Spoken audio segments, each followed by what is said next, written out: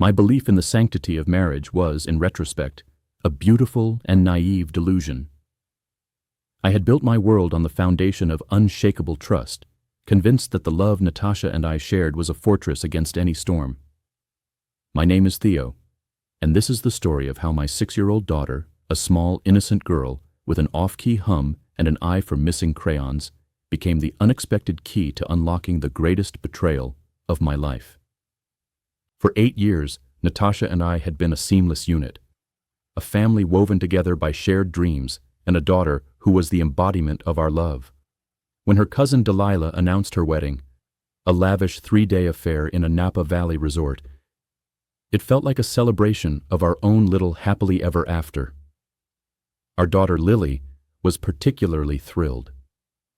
The prospect of being a flower girl consumed her days. She practiced her walk down our living room, scattering invisible petals with a meticulous concentration, her little voice humming a passable imitation of the wedding march. It was an image of pure, uncomplicated joy that I'll forever hold in my heart. 2 weeks before the trip, as we sat at the dinner table, the air suddenly thickened with an unspoken tension. Natasha, with a practiced nonchalance, looked up from her salmon and said, "I think we should get separate rooms for the wedding." I paused, fork hovering over my plate. Separate rooms? The suggestion felt absurd, a foreign concept to our shared existence. "Why would we need separate rooms?" I asked, my brow furrowed in confusion. "Lily's going to be exhausted," she explained, her tone as breezy as a summer afternoon. "You know how she gets when she's overtired. I thought she could stay with me, and you could finally have a room to yourself. A chance to actually relax and get some rest for once." The explanation seemed reasonable. I could picture the long days of socializing, the late nights, the general chaos of a large wedding. The thought of a quiet, solitary space to decompress didn't sound terrible. But then another layer was added. "Besides," she continued, "Delilah mentioned that a few of the family members are light sleepers. Lily bouncing between rooms might disturb other guests." I mentally calculated the cost. The extra expense a minor detail compared to the promise of a smoother weekend. "Okay, that makes sense," I conceded. "Should I book both rooms?" "Oh no, I'll take care of it," she said a little too quickly, her eyes darting away from mine. "I know which rooms have the best views." Delilah gave me some insider tips about the quietest floors. A tiny, almost imperceptible tremor of unease rippled through me. Her eagerness felt out of place, a small discord in the harmony of our life. But I dismissed it. Natasha was meticulous, the kind of person who color-coded a family calendar and created detailed spreadsheets for vacation planning. Taking charge of hotel bookings was simply in her nature. I chose to believe it was a thoughtful gesture, a testament to her care for our family's comfort. The resort, when we arrived, was breathtaking. Rolling vineyards stretched to the horizon, and the main building stood like a European chateau, grand and timeless. We checked in together, the clerk handing us 2 key cards for our separate rooms on the 3rd floor. They were just down the hall from each other. "Daddy, can I see your room too?" Lily asked, her small hand in mine.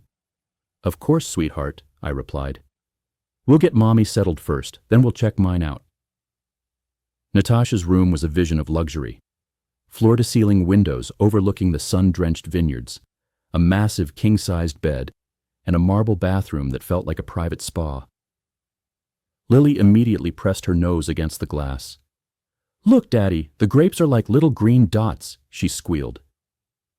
We admired the view for a moment before heading to my room, a mirror image of Natasha's, though my view was of the parking lot.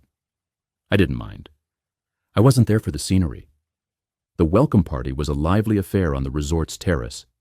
Natasha looked stunning in a navy dress I hadn't seen before, and Lily was a miniature version of her, charming everyone with her giggling energy. I was grateful for the opportunity to catch up with old friends and family. Delilah's brother Marcus and I fell into an animated discussion about my work in renewable energy, and before I knew it, midnight had passed. By the time I made it back to my room, I was exhausted and grateful for the quiet. The next morning, I knocked on Natasha's door around 8:30. She answered in her pajamas, looking a bit disheveled. "Oh, you're up early," she said, her gaze a little shifty. "Is Lily awake?" I asked. "I thought we could grab breakfast together." "She's still sleeping," Natasha said, not quite meeting my eyes.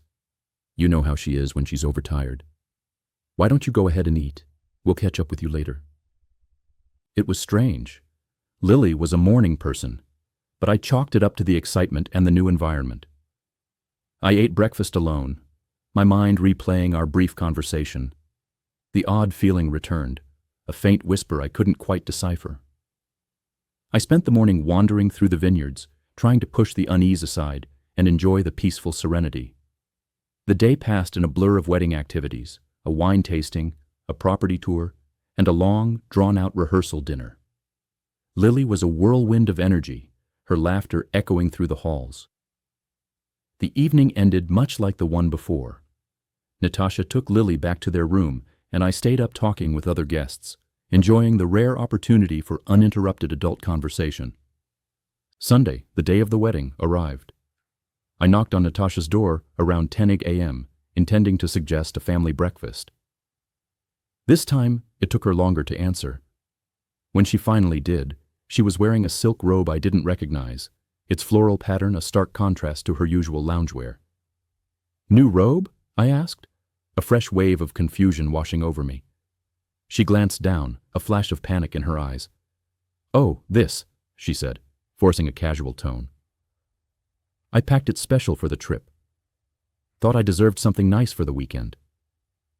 From inside the room, I heard the distinct sound of a shower running, followed by a low, melodic humming. The sound was too deep, too resonant to belong to a 6-year-old. "Is Lily already in the shower?" I asked, my voice tight. "Yeah, she spilled juice on herself at breakfast," Natasha stammered, her face turning pale. "You know how messy she can be." The humming stopped. The shower turned off. "Mommy," a small voice piped up from behind Natasha. "Why is Uncle Ryan getting dressed in our bathroom?" The words landed like a blow to the gut. The world tilted on its axis. Uncle Ryan, Natasha's younger brother's best friend, the one who had been texting her constantly for months, always with some flimsy excuse. I pushed past my wife into the room, my heart pounding in my ears. Lily was sitting on the bed, absorbed in a coloring book, completely oblivious to the impending storm. "Lily, sweetheart," I said, my voice barely a whisper. "What did you say about Uncle Ryan?" "He's been staying here with us," she said, her voice clear and innocent. "He brought me ice cream last night after you went to your room, Daddy. And he helped me brush my teeth this morning." The bathroom door opened. Ryan emerged, a towel wrapped around his waist, his hair dripping wet. He saw me, and a series of expressions, shock, horror, and a desperate plea for understanding, flashed across his face. "Theo, I can explain." But there was no explanation that could make sense of this. No logical reason for this man to be in my wife's hotel room, for my daughter to be discussing her morning routine with him. The pieces of the puzzle clicked into place, forming a picture of betrayal so sharp it took my breath away. The separate rooms, the frantic eagerness, the flustered look, the new robe. It all made a terrible, devastating sense. "How long?" I asked, the words hollow in the silent room. Natasha began to cry, mascara streaking her cheeks. "Theo, please. It's not what it looks like." "Mommy, why are you sad?" Lily asked, her innocent gaze moving between her parents. I knelt down beside my daughter, my mind scrambling to maintain composure. "Lily, can you go pack your coloring books? We're going to head home a little early." "But what about Cousin Delilah's wedding?"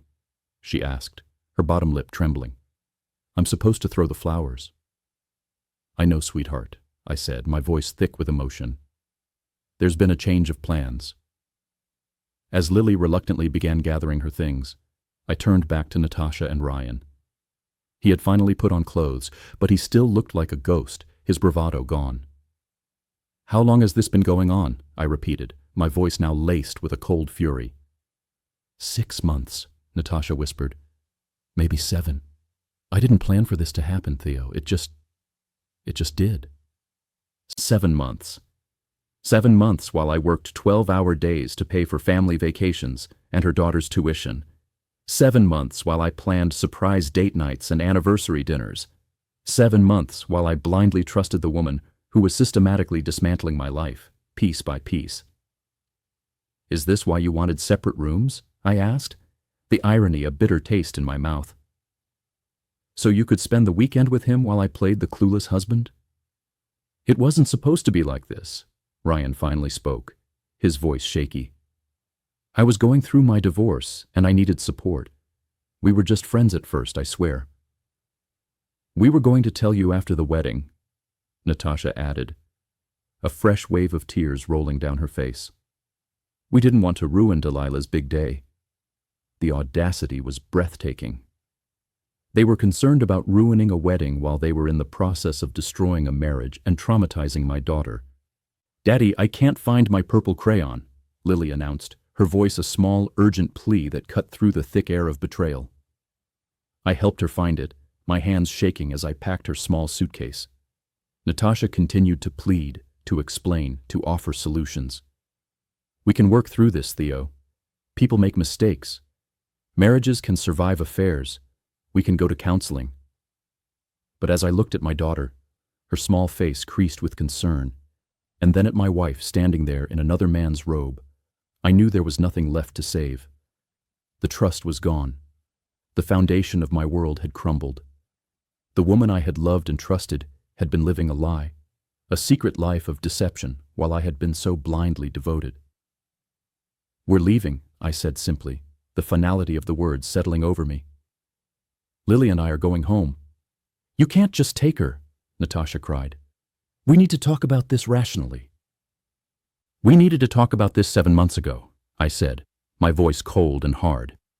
Before you decided to cheat on your husband and expose our daughter to this. The drive home was a long, silent journey. Lily fell asleep in her car seat, clutching her coloring book, a small shield against the silent devastation that had just occurred. I kept replaying every conversation, every evasive glance, every flimsy excuse. The signs had been there all along, the new clothes, the constant texting, the sudden need for girls' nights. But my love and my trust had made me blind. The divorce was swift and brutal. Natasha fought for 50% custody, but the family court judge, upon hearing the details of the hotel incident and the emotional turmoil Lily had experienced, granted me a heavy majority. Ryan, it turned out, wasn't ready for the responsibility of a ready-made family and had moved on by the time the papers were signed. 2 years have passed since that weekend in Napa. Lily and I have built a new life, a good life. She's thriving in school and has made new friends. She rarely asks about Uncle Ryan, and when she asks why her mother doesn't live with us, I give her age-appropriate answers about grown-ups making choices that change families. The hardest part isn't the loneliness or the financial strain of single parenthood. It's the knowledge that I was a fool, a man living in a fantasy while the person I trusted most was systematically betraying me. But there is also a quiet liberation in living authentically again. No more walking on eggshells. No more making excuses for behavior that never quite made sense. And Lily, in her resilience, has taught me that families come in all shapes. And that sometimes, love can be found in the quiet strength of two people rebuilding their lives, one day at a time. The scars of betrayal may remain, but they are a reminder of the strength we found in the rubble, and of the unwavering truth that sometimes the most important instincts to trust are our own.